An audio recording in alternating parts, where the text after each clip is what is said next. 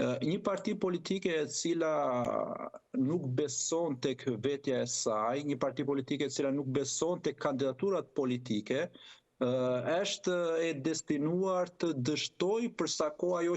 ajo nuk ka në brendësinë e saj emra të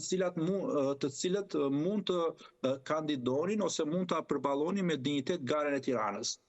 Vetë Sali Berisha ka përmendur 3 emra nga brenda Partisë Demokratike, cilët në gjykimin tim janë nën mesataren normale të qytetarit normal në Tiranë. Kjo është ajo kriza e madhe në cilën ka përfunduar Partia Demokratike, kriza e madhe e përfaqësimit. Pra kemi një listë deputetësh nga Partia Demokratike në Tiranë, cilët kanë qenë në listën e mbyllur, cilët kanë marrë votat e Partisë Demokratike, por cilët në jetën e tyre nuk kanë bërë asnjë garë reale, dhe kemi tani në kushtet ku kërkohet një kandidat për kryeqytetin, askush nuk e merr përsipër nga kjo listë.